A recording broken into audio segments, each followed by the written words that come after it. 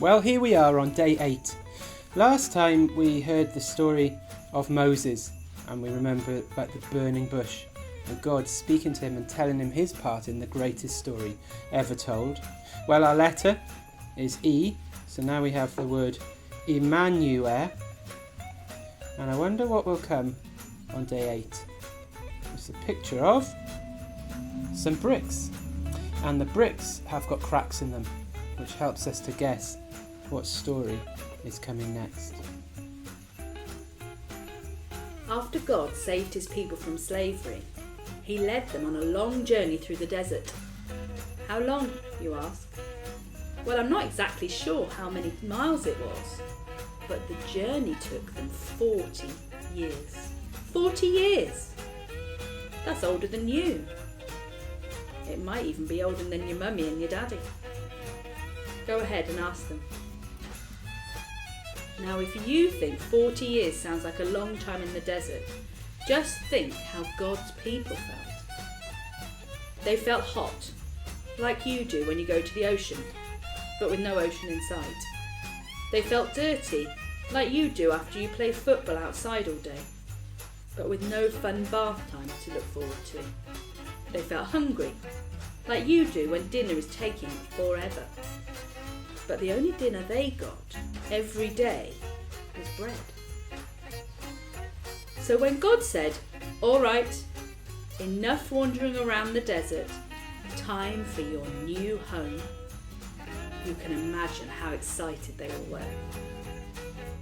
But they were also afraid, because the first place God had told them to go was Jericho.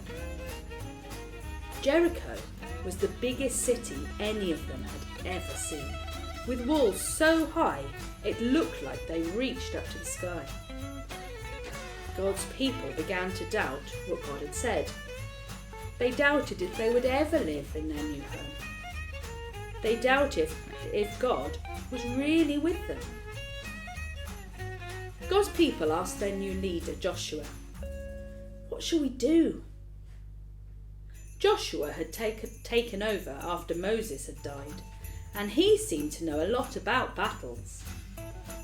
If anyone knew how to knock down big walls, Joshua did. So he got to work coming up with a plan.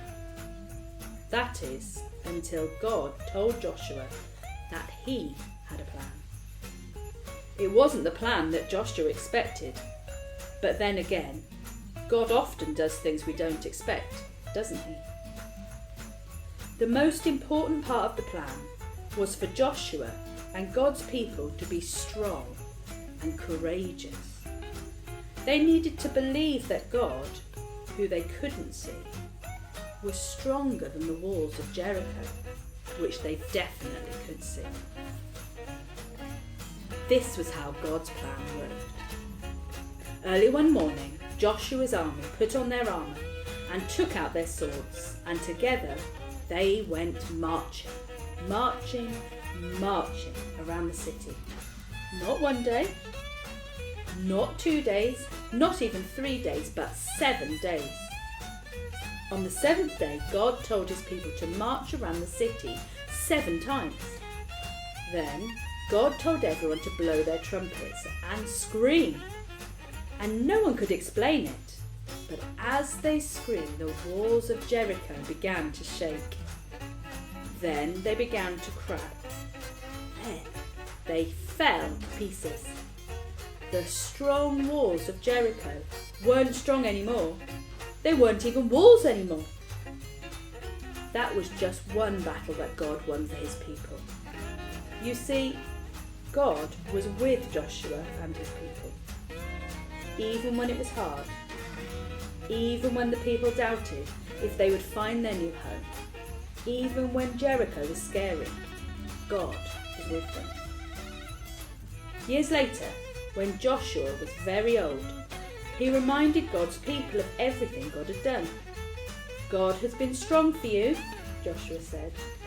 "If you keep believing he's the strongest, he'll keep protecting you." Well, the people said they'd keep believing in God, but it was just like before. They started to doubt whether God was the strongest. They started to think they could make their lives better without God. They started to push God away. God couldn't remain. Sin drove him away. So Joshua and God's people began to hope and to pray. God, will you come back to stay?